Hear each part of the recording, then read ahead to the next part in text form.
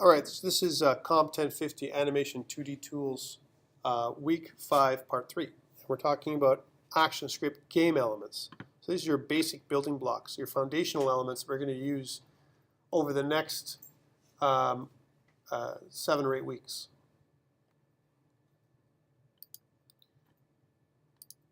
So let's talk about this a little bit. So we're going to talk about creating visual objects simply with ActionScript. How do we do that, right? So we're not going to use the Flash environment as much. We can use the Flash environment, but I want you to be unfettered and be able to make your own objects right through direct programming, right? We're going to talk about accepting player input, different ways of doing it through keyboard and mouse controls, right? We're going to talk about creating animation. We're also going to be talking about programming user interaction, right? How do we do that when, if you want to get data externally, and also some miscellaneous game elements that we're going to be talking about, like for example, timers. We'll talk about that today as well. So there's a bunch of stuff we're going to cover today, and these are the building blocks, because next week what I want to do is I want to do kind of, I'm not sure if it's going to be a minesweeper or some kind of basic game that we're going to do. We're going to build a game next week from scratch, right? And it's going to be one of our basic things we're going to do, almost like a puzzle game or something, to get you into understanding how to put things together. But we can't do that unless we go through this week. Okay. So let's talk about this. So we use MovieClips, right? So when you've got a movie clip in the library and you want to bring it to your game, there's 2 ways to do it, okay? And again, let's look at, open up using MovieClips.fla in your code archive editor, or code archive folder. I'm okay today. I'm a little bit sick. So here I am, I'm going to my code archive, file open, and I'm going to creating, or using MovieClips, I think is what it's called. Here it is, using MovieClips.fla. So right now it doesn't look like there's anything there, but if you actually look at the ActionScript here, right, here's where it is. I've got a variable, right? I've called this MovieClip, my MovieClip. Here it is. And it's of type mascot. Well, guess what? There is no variable called mascot. There is no object like that, right? But here in the library, if you notice, there's an actual object called mascot, and it looks like this. It's kind of an ugly little thing here, right? Now, how do we use it in ActionScript? Remember, what we need to do is, if we right-click on a symbol, any symbol that's in the library, and we go to Properties, right? We have to enable this ActionScript linkage, right? What we do is we click on Export for ActionScript, right? And what we're doing there is we kind of match the class of the object to its name. That's our typical convention, right? So if the name of the object is mascot, the class that we're accessing is also called mascot, right? Just to go further one level here, if you notice, the base class for Flash in this case is flash.display.movieclip. That's the base class. You can make this base class whatever you want, right? Right now we're going to keep it at MovieClip. If I click this little pencil next to the base class, or next to the class here, it's going to ask me, where do I want to modify this thing? Do I want to modify it in Flash Professional or Flash Builder? What does it give you here in the class? Does it give you the option for Flash Builder? I don't think so. Try it. One of you can give me some feedback here. So if you go to the, where I've gone here is I've gone to the library here. I've opened up this movie clip called, or movie called using MovieClips.fla. It's in your code archive folder from your Blackboard, right? And I've gone to mascot, and I've right-clicked on him, and gone to Properties. And then here, I have to show that my ActionScript linkage is Export for ActionScript, and I've clicked on the pencil, which is like Edit Class Definition, right? And then it's giving me an option. Do you want to do it in Flash Professional or Flash Builder? What is it giving you? Is it just opening it up in Flash? Because there is no Flash Builder on your system. That's why, right? So there is no Flash Builder. For me, I have an option of going to another program that looks like Eclipse. In fact, it is Eclipse, right? Here's what it looks like for me. Take a look. Flash Builder. I'm I'm clicking OK. And now Flash Builder, a separate application, comes open, right? And now I can look at the class definition, right? Here in Flash Builder. Right, now it's asking me if I want to create a Flash professional project. I'll say yes, why not, for this particular demonstration. And here's my package. Okay, finish. So here we go, take a look. Here's my mascot.as file, my ActionScript file. And this is in a separate package outside of the Flash development environment. Now you don't have access to this right now because here in our school computers we don't have Flash Builder. But if you're working from home and if you've subscribed to Adobe Creative Cloud, or if you've bought the CS6 package, it does include Flash Builder as part of the build, right? So here, if you notice, is our basic class structure. I don't need this stuff right now. This is what's generated automatically by Flash when I click on my ActionScript linkage. So if I click this off, I close all this down, and I leave Flash Builder. I'm just going to quit Flash Builder for now. So I don't need to do anything there. By the way, Flash Builder, like we said before, Flash Builder is a Eclipse based IDE, which is actually very good. You know about Eclipse. You've used Eclipse for Python, and it's something that's that you can quickly learn how to use if you've used it before. Okay, but we don't want to do that, so I'm just going to close down my movie clip. I'm not going to save. And I'm going to reopen that and go to Mascot, press Properties, and this time when I press this button, it's going to say which one do I want to go to, and I want to say Flash Professional. So I click on Flash Professional, I open it up, and here it appears, the same thing appears here inside my main document. But again, I don't really have to do anything with this class right now. It's just automatically generated so we can use it in Flash, right? What I really want to look at is this.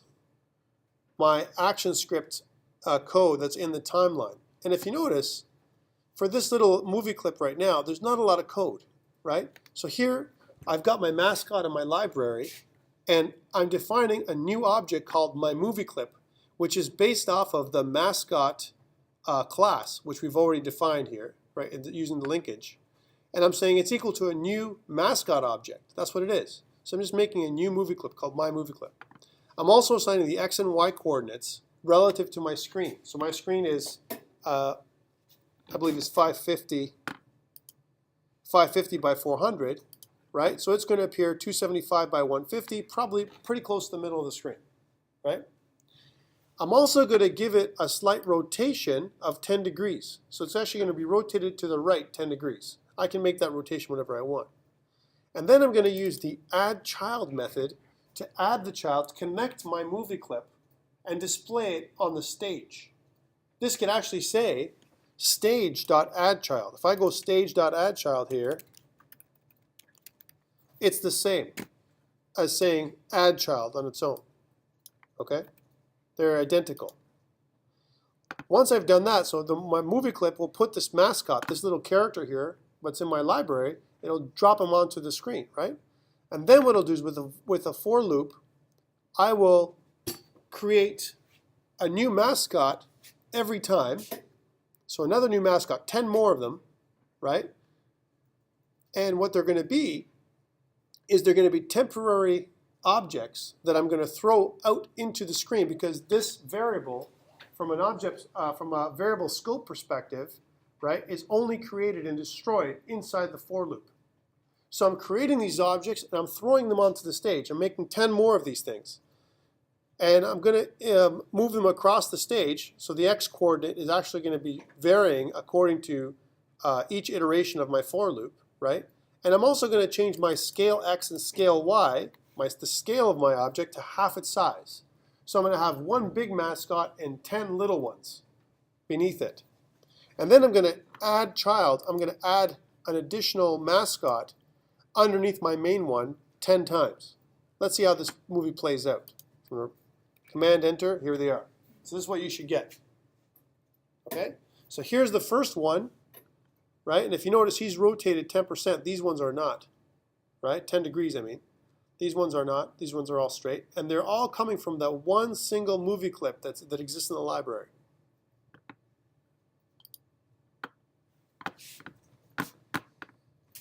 Okay.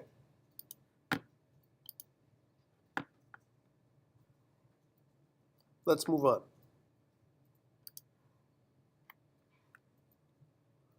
So that's how we've done it. We've done it because first, one way to do it is to have it on the stage and then drag and drop it on the stage and then move and kind of create an instance name of the stage itself. Or in this way, the way we've did it today was we don't have anything on the stage, and all I've done is I've accessed the library and I've created an object from the library itself, an instance of the object inside my code, and then I use the add child command to put it on the stage. We're just going to move on. Let's talk about making buttons. Okay, and let's take a look at makingbuttons.fla. We're going to keep looking at new pieces of code here. All right, so I'm going to go back to Flash. Okay, I'm going to go File, Open, and we're going to go to makingbuttons.fla. Here we go. Right? I want to look at the action script again. So what do I got here? I've got my mascot in my library. Here's my mascot. I've also got a bunch of buttons. I've got my library button, and I've got some other buttons. It looks like different states of buttons. That's what I've got, right? So here, again, going back, I've defined my mascot. Each one of these objects in my library have a linkage, right? They've all been linked, right? So if you notice, there's two parts to the library. There's the name of the object, right? And then where it says AS linkage, right? There's a class file associated with each of these movie clips or buttons, right? So if I right-click on any of these movie clips and go to Properties, right? This action script linkage is turned on. If you don't have this action script linkage turned on for any of these things, you're not going to be able to create an instance of the object in ActionScript. You will not be able to do it. You have to have this instance name or class name defined in your ActionScript linkage. Okay, so we're here. We're putting our mascot again in the middle of our stage. This is one thing we're doing, right? Then what we're going to do is we're going to say my movie, which is my mascot, that object, right?